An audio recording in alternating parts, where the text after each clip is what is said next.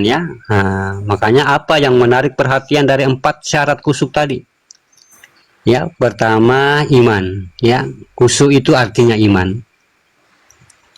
Berarti sudah ada yang harus diimani di kala itu kita melaksanakan sholat ya. Berarti kita sudah bertuhan tuh ya. Karena apa? Ini yang akan menyita marifat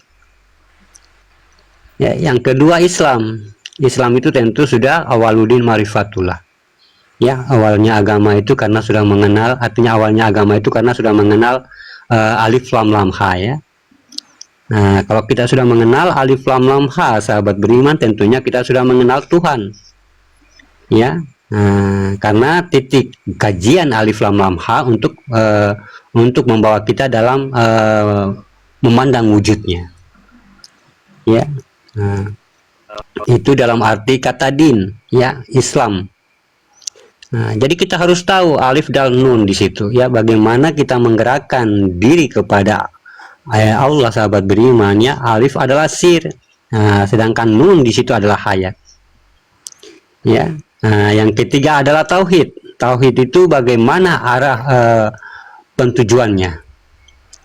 Yang keempat adalah marifat, bagaimana cara kita berkalamnya nanti ya. Terus kita menyempurnakan hakikat sholat ya. Yang pertama itu ada ihram ya. Bagaimana dikatakan ihram itu menjadi satu. Kalau kita sudah ngangkat tangan, hati-hati ya, jangan kamu ada di situ ya. Ini kalau kita sudah nekat angkat tangan lalu kita masih berada di situ, ini sirik sindik ya. Kita berani angkat tangan tapi kita masih merasa ada di situ ya. Ihram itu artinya menjadi satu. Ini ihdina ya, atau dikatakan ilah ya, menuju pada yang satu. Ini dikatakan ihram. Yang kedua adalah miraj ya. Miraj itu bagaimana kita meninggalkan fungsi jasad ini dan mendirikan fungsi rohani ya. Di mana dan pada posisi apa sebenarnya. Yang ketiga adalah munajat. Bagaimana kita mengirim ya ayat-ayat itu, sahabat beriman, menjadi marifat ya, menjadi penyaksian di dalam kolbu kita. Ayat itu sudah menjadikan kodat atau sudah menjadi hidup. Inilah yang dijadikan kauliyah atau wahyu. Yang keempat adalah tumbadil. Bagaimana dikatakan terhimpun jadi satu Muhammad dan Allah di situ.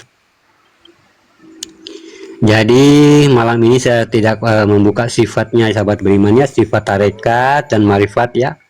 Tapi kita pelan-pelan belajar di mana fungsi hakikat ya. Berarti kalau kita belajar hakikat berarti kita harus belajar tentang yang terjadi ya, yang terjadi ya, terjadi dalam sholat. Karena sholat itu marhala mukoroba ya, perbuatan ruhani ya. Jadi sahabat beriman, sangat munafik seseorang ya kalau dia melaksanakan fikih tanpa tasawuf ya. Fikih itu peraturan ya, fikih itu peraturan ya, sedangkan tasawuf cara menjalankan ya. Tasawuf ini kalau tidak bertauhid juga ya, ini namanya kafir sindik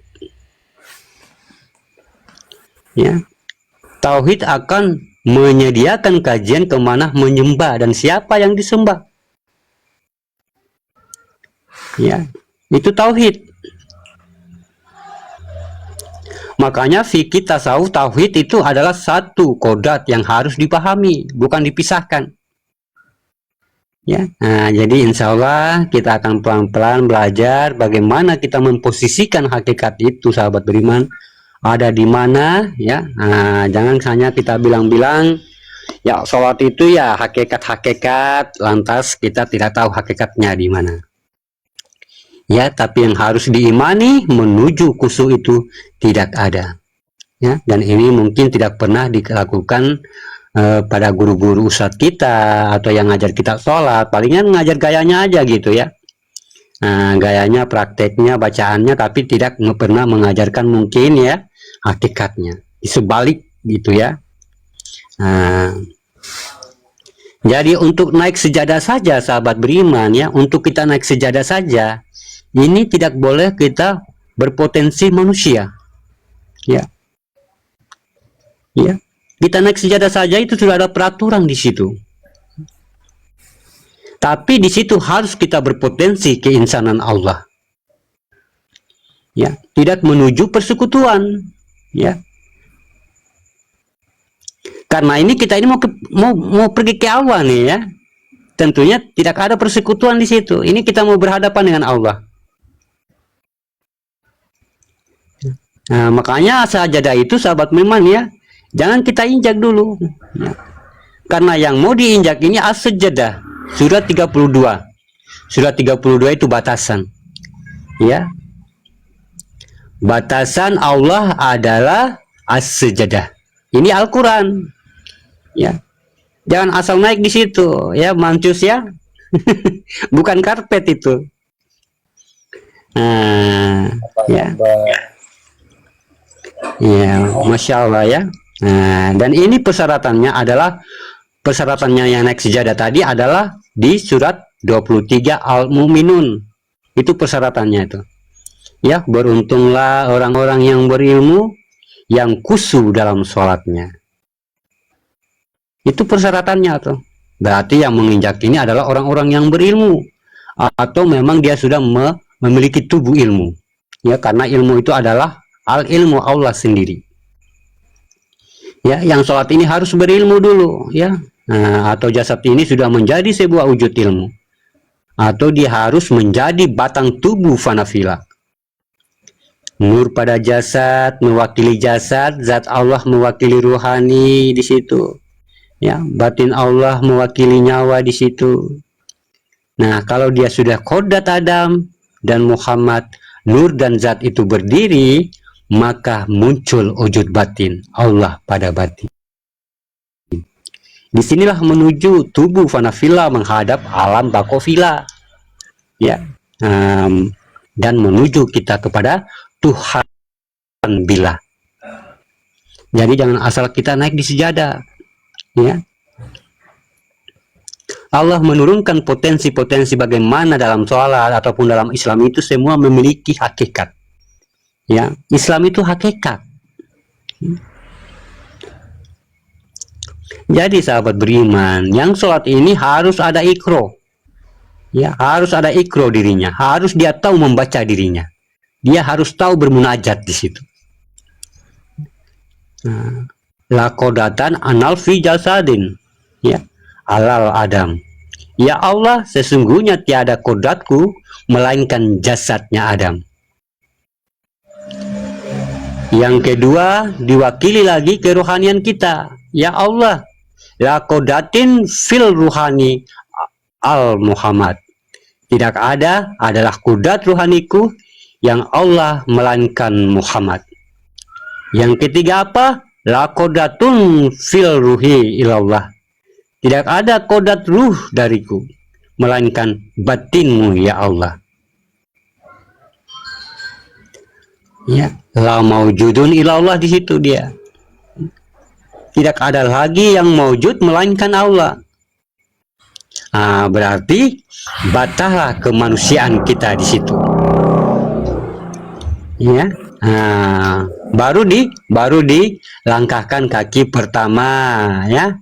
Nah, kaki pertama, kaki kanan ya, dalam surat Al-Ikhlas sebagai kitab besarnya Allah, yaitu kitab kodrat yang bisa mungkin kadang-kadang para ulama katakan, ya, Allah katakan juga, ya, 3 kali dibaca sama halnya kita 1 kali hatam Al-Quran. Ya, setelah itu dilangkahkan kaki kiri, ya, membaca surat An-Nas sebagai kitab kiri.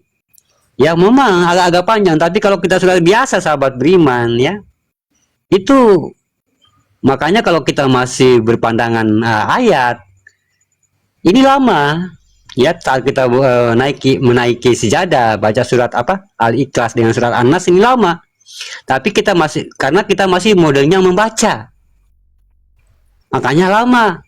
Ya, Bismillahirrahmanirrahim, ya, pokoknya lama, ya. Tapi kalau dia sudah memiliki kodrat, sudah melalui pandangan, ini cepat. Seakan-akan dia tidak membaca. Dia sudah memiliki pandangan. Makanya kalau surat Al-Ikhlas ini kita tahu kodratnya sahabat beriman dengan surat An-Nas, ini hanya kita memiliki pandangan. Ya. Hanya kita memiliki pandangan. Surat An-Nas itu apa? Surat Al-Ikhlas itu apa? Ya, surat Al-Ikhlas ini tentang keumatan dengan Allah, makanya sama-sama mengikhlaskan di situ. Surat An-Nas tentang kitab diri tadi, ya, bagaimana kita menuhankan Tuhan itu di dalam diri kita. Ini harus kita tahu kodratnya. Oh, berarti kalau surat Al-Ikhlas berarti ada umat, ada hamba, ada Allah dong. Ya, berarti saya adalah harus tunduk kepada gerakannya. Itulah hamba bagi saya. Ya, tunduk kepada gerakannya berarti itu hamba bagi saya. Ya. Ya, begitupun juga surat An-Nas ini. Ya, oh itu yang menyaksikannya. Dan itu juga yang berkehendak atas diriku. Oh, itu Tuhan bagi saya. Kalau kita sudah mampu memperjalankan begitu, sahabat beriman, lebur dalam diri kita, ini tidak baca. Makanya yang dituntut itu kaulia dalam Al-Quran itu. Makna yang sudah hidup di dalam diri kita. Itu kaulia, itu wahyu. Ya. Kalau baca, itu bacaan. Baca doang gitu. Ya. Tapi Allah mengambil bagaimana potensi Al-Quran ini sudah hidup di dalam dirimu. Ya, ini pernyataan Allah pada diri, ya, pernyataan Allah pada manusianya. Barulah kita naik sejadah di situ. Setelah itu apa tugas kita sahabat beriman yang berdiri ini? Pasti orang itu akan membaca usoli, ya. Usul itu tentunya dengan kemarin gaya kita mengangkat tangan kedua sedikit pas di atas pinggang menghadap ke depan kita, ini apa, tangan kayak kita berdoa, ya.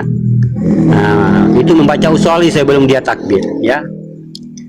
Saat dia membaca usoli, ini hakikat, ya, ini hakikat ini, ya. Saat dia membaca usoli, dia harus melihat pada diri asal dia jadi di mana tuh.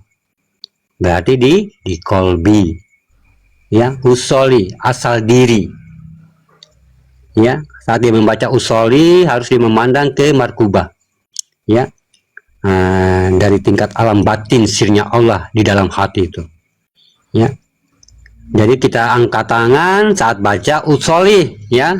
Saat kita berdoa tuh, ya, usoli. Itu kenapa, ya? Kenapa tangan ini kita memperlihatkan di depan kita tuh, ya. Tangan kita ini kan bergaris 81, ya, dalam ejaan kalau huruf, ya, 81 18, ya.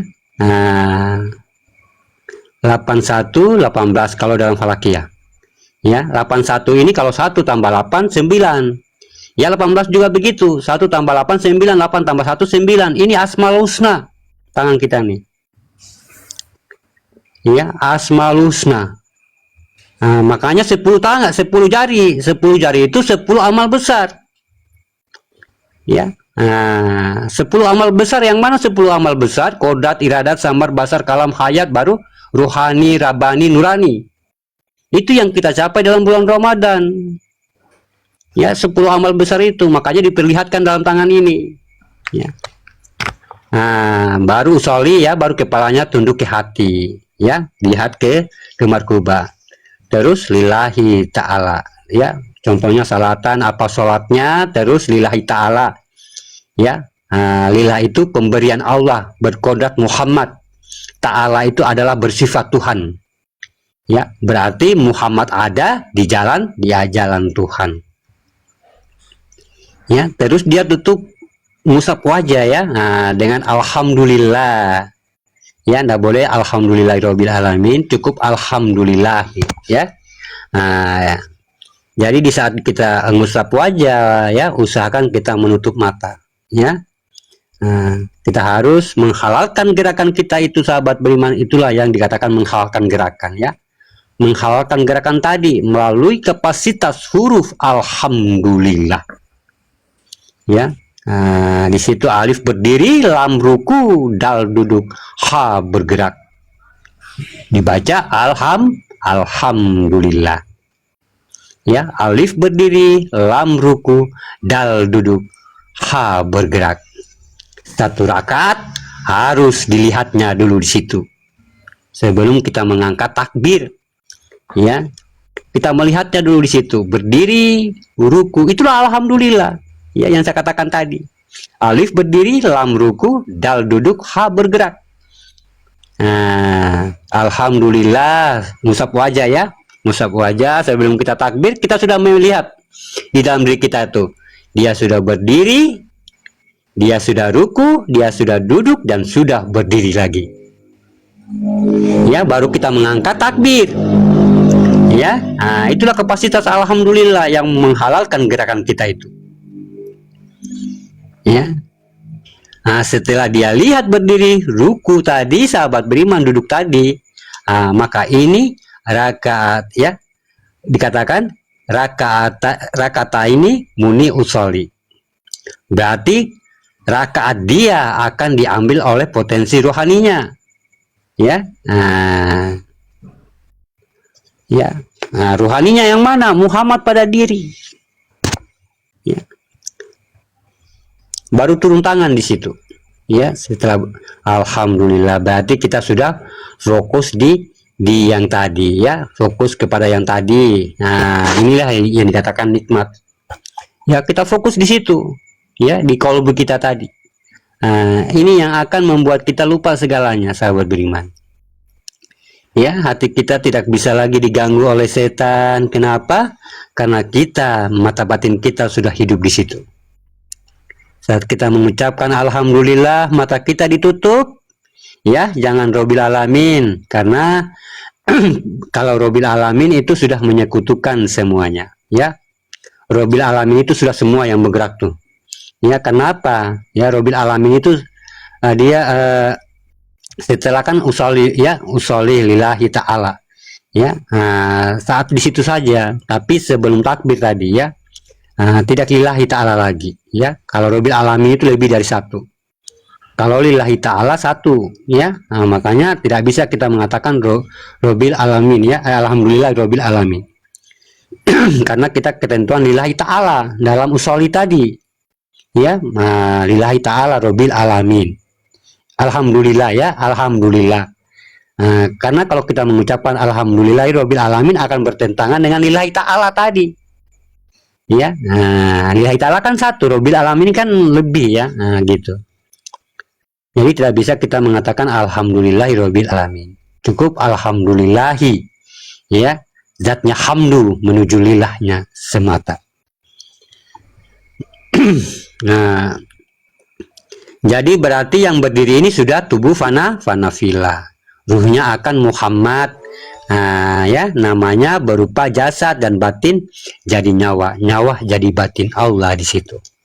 Ya, ntar ya sahabat beriman, saya putar AC dulu ya. Aduh. Iya Pak Guru, kita tunggu. Masya Allah. Pak Guru sampai kepanasan. Berarti yang harus dia tetap di situ, di salat itu, sahabat beriman, ya, berbungkuslah batin oleh zat, ya. Jadi zat ini dibungkus lagi oleh nurani. Jadi nurani ini dibungkus lagi. Ya, dibungkus lagi apa? Inani. Ya, inani itu apa? Inani anallah. Inani itu nyawaku katanya. Ya.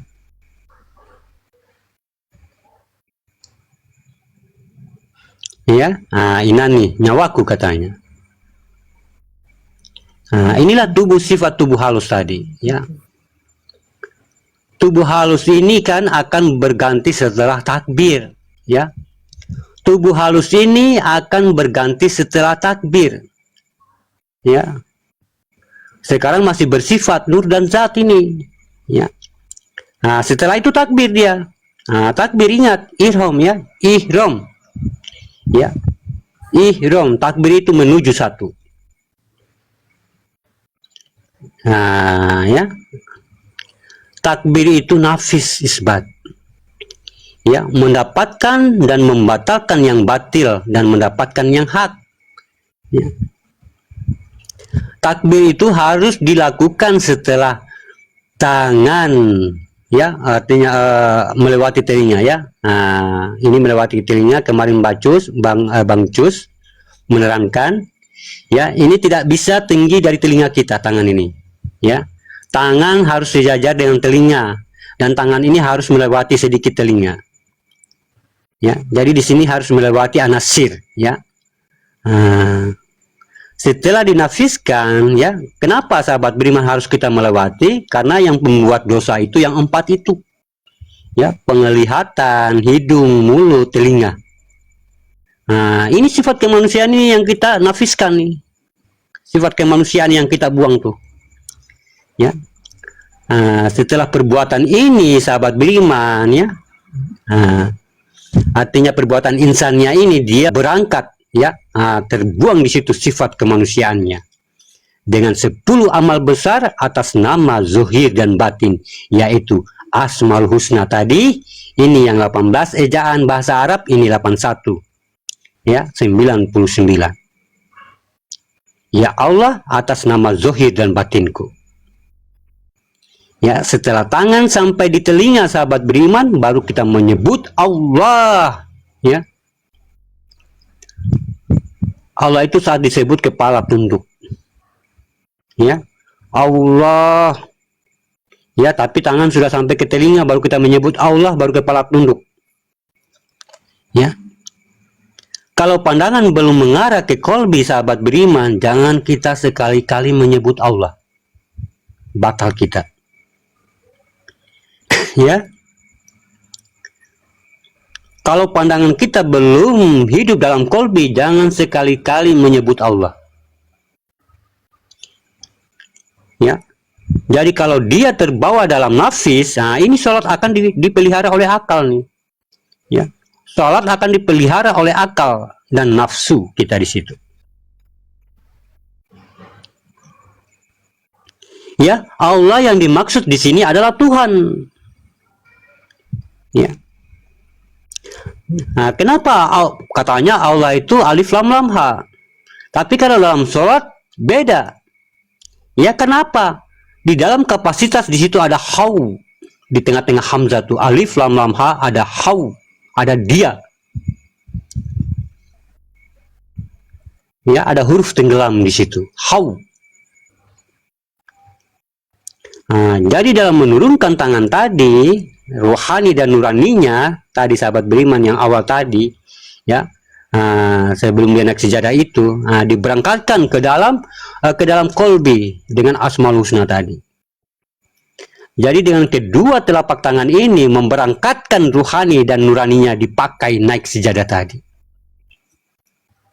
ya. Makanya tangan itu diturunkan, ya, dikunci pintu kolbi itu, maka sudah berada yang naik sejadah itu dalam kolbi.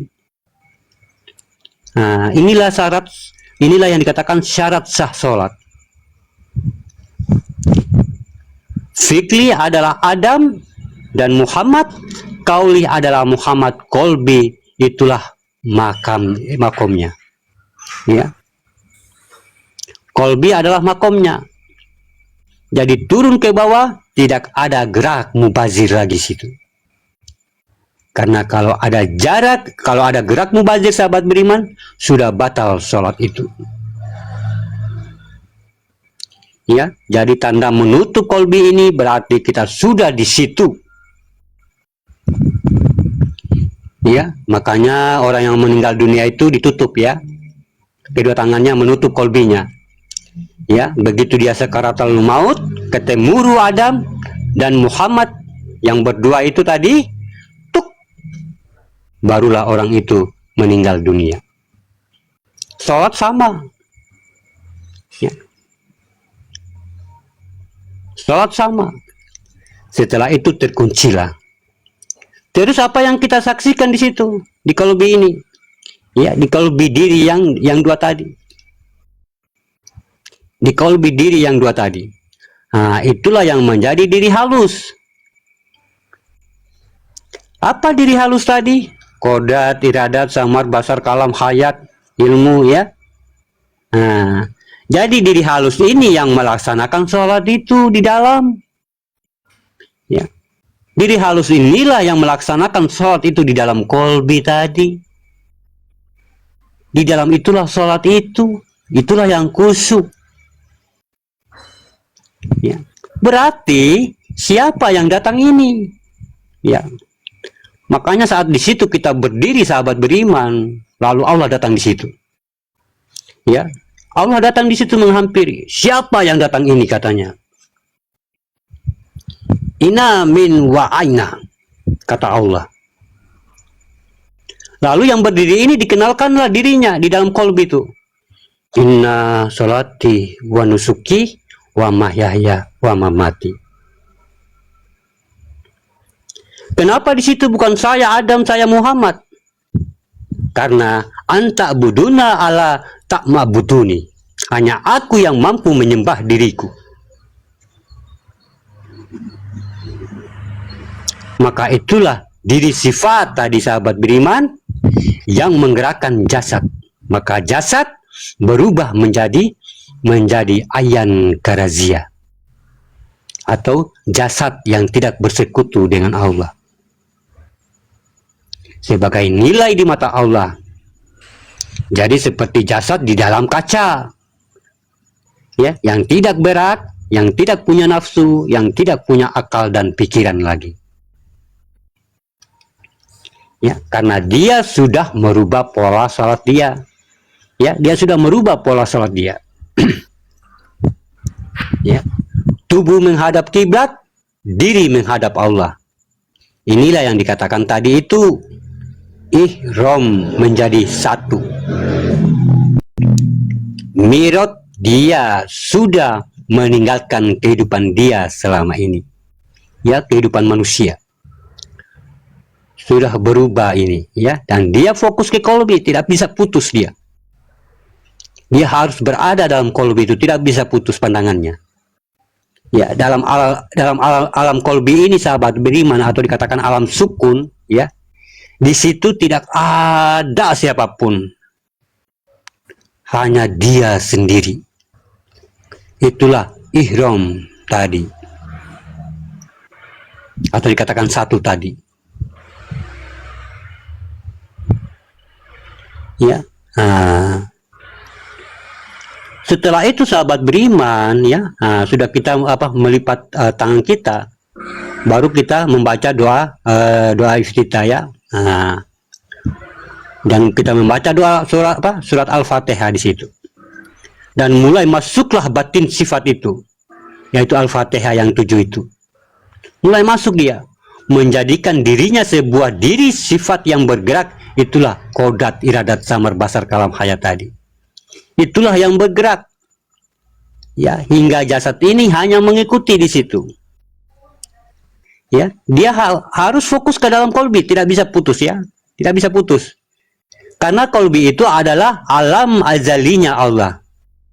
Tidak ada kehidupan di situ, yang ada wujud dan maujud Allah. Ya. Nah, hanya ada keakuan Allah di situ. Kamu tidak ada di situ. Ini kodrat yang kita tidak bicara. Artinya di sini kita tidak bicara marifat, ya, bicara hakikat. Nah, setelah itu kita ruku. Ya, ruku. Di ruku ini sahabat beriman, posisi dia adalah orang yang tidak mempersekutukan Allah. Itu hakikatnya tuh. Ya, kalau gaya ruku itu adalah orang yang tidak mempersekutukan. Itu gayanya ruku. Ya. Allahul lazi khalaqo samawati wal arda wa ma bainahuma. Kuciptakan 7 lapis langit, tapi aku di antara keduanya. Di sini ada 3 kali yang dinamakan tahmid. Ya. Bukan zikir. Ya. Kalau zikir itu dia sujud 3 kali sujud baru zikir namanya, ya. Ini tauhid, ya. Subhanallah rabbil azim wa bihamdi. Dia bercerita dengan Allah tuh. Subhanallah rabbil azim wa bihamdi. Dia bercerita dengan Allah. Itu namanya kasa. Ya. Ayat yang sama diulang-ulang 3 kali, namanya kasa. Dia ngomong dengan kolbi, ya. Perhatiannya dalam kolbi, tidak bisa putus. Ya, mulutnya berbicara, ya, tapi munajatnya di dalam itu dia berbicara dengan Allah. Ya, subhanallah rabbil azim wa bihamdi, ya Allah, ya, munajatnya di dalam dirinya. Ya Allah, sucikan diriku di dalam kelalaianku selama ini. Itu kasa. Yang kedua, subhanallah rabbil azim wa bihamdi, itu wakasa, yaitu sifat mempersekutukan. Ya, dia tidak boleh berpikir apa-apa selain dia berdoa kepada Allah. Ya, memang dia membaca subhanallah rabbil azim wa bihamdi, itu munajatnya sudah memperlihatkan bahwa dia bukan orang yang mempersekutukan. Yang ketiga adalah wakasasa, subhanallah rabbil azim wa bihamdi. Ya. Nah, makanya itu yang dikatakan tauhid. Ya, sucikanlah, ya, sucikanlah ya Allah, ya, kelalaianku dalam berdoa kepadamu, ya Allah. Ya, mungkin aku selama ini tidak pernah bersyukur kepadamu, berdoa kepadamu. Ya, perjanjian ini dijawab oleh Allah. Ya, datang Allah tuh. Ya, Allah datang menghampiri. Berdiri kita di situ. Sami Allah liman hamidah. Apa kata Allah? Ya, aku mendengarkan.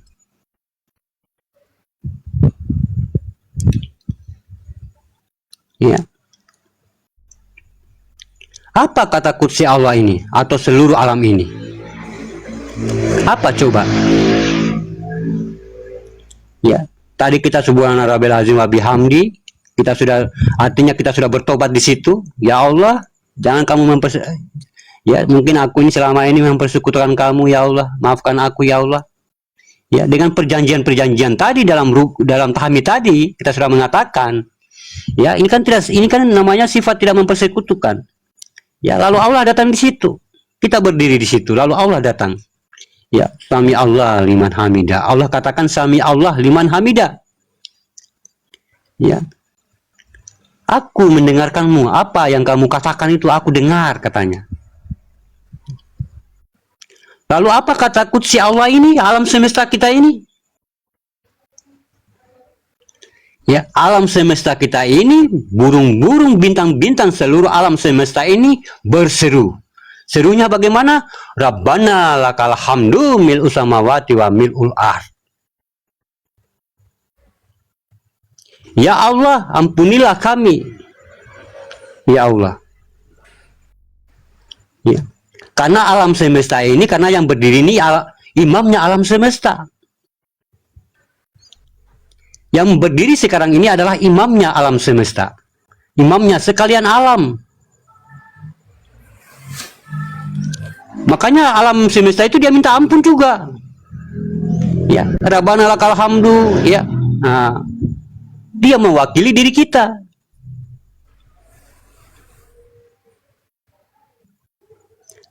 Barulah dia sujud di situ. Nah, di dalam sujud ini sahabat beriman baru zikir namanya. Ya.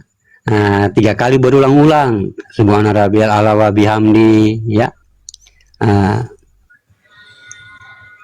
Dia melihat ke batin, ya, kodrat Allah pada diri. Ya, dia melihat ke batin, sucikan dan tinggikan derajat batinmu ya Allah dalam diriku ya Allah. Ya, saat kita sujud dulu. Ya, yang kedua subhana rabbiyal a'la wa bihamdi. Ya Allah, ya. Bersihkan ruhaniku ya Allah. Yang ketiga, subhana rabbiyal a'la wa bihamdi. Inilah nuraninya Allah. Ya. Dia fokus pada kolbi. Tapi kalau dia fokus dalam artinya berserah diri di situ, ya, dengan Allah, ya, makanya salat itu adalah doa. Ya, dia akan lupa dengan segalanya di situ. Ya, dia akan lupa dengan segalanya yang salat ini. Ya. Di ruku tadi kan sifat dia yang disucikan. Di ruku tadi ya, nah itu sifat dia yang disucikan. Nah, sekarang sujud ini kodrat dia yang disucikan dalam sujud ini, yaitu dirinya. Ya, nah makanya kenapa tangan kita ini menyentuh sejadah. Ya, waalaikumsalam warahmatullahi wabarakatuh. Ya, tangan kita ini ya, tangan kita ini nasib. Makanya dia sentuh sejadah, nasib ya. Makanya di situ kita itu sudah menyentuh sejadah, berarti kita sudah merubah nasib kita di situ. Ya.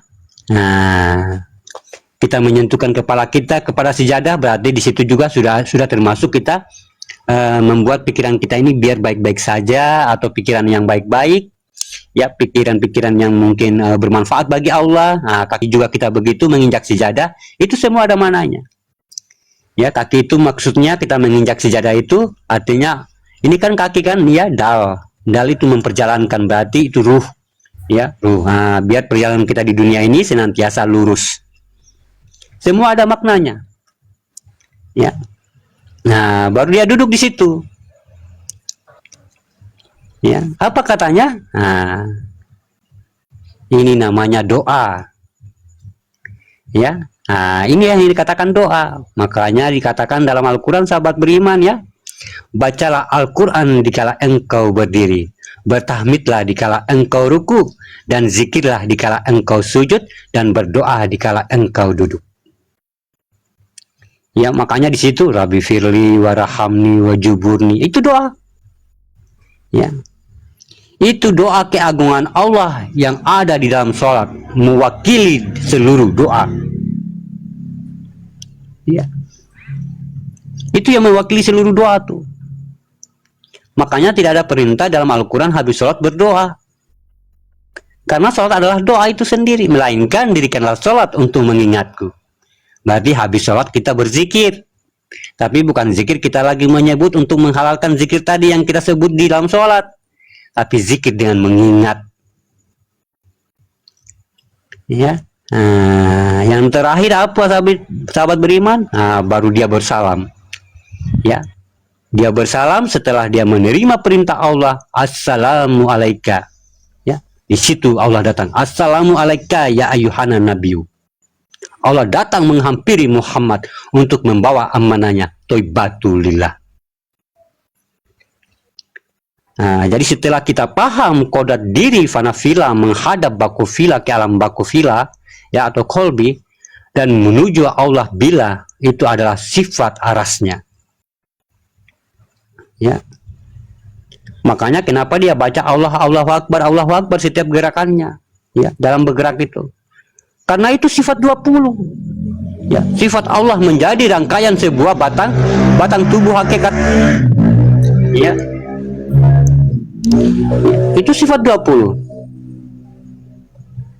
Sifat Allah menjadi rangkaian sebuah batang sifat, artinya batang tubuh hakikat Allah ya, dalam sifat salabiyahnya 5 yang tidak boleh dipakai manusia, nafsiyah, rohani, dan batin, yaitu nyawa ya. Nafsiyah 1, barulah akbar manawiyah adalah sifatnya kodrat iradat samar basar kalam itu. Jadi Allahu Akbar itu dia bukan menyebut kita ini, dia menyebut dirinya, aku yang maha besar, aku yang maha besar, aku yang maha besar, aku yang maha besar, aku yang maha besar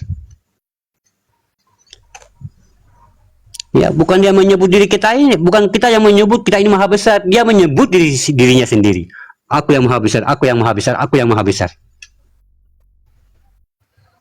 ya. Nah, gitu sahabat beriman ya. Bukankah itu asik kan? Asik, subhanallah, Allahu Akbar ya. Nah, jadi itu hakikatnya ya. Jadi sahabat beriman ya, harus kita fokus di kolbi ya. Nah, kemarin juga saya sudah sampaikan ya, cuma mungkin tidak terlalu detail ya. Nah, ini mungkin agak lengkap untuk kita pahami sebelum kita naik di sejadah ya. Nah, begitupun juga kita harus taharuh ya,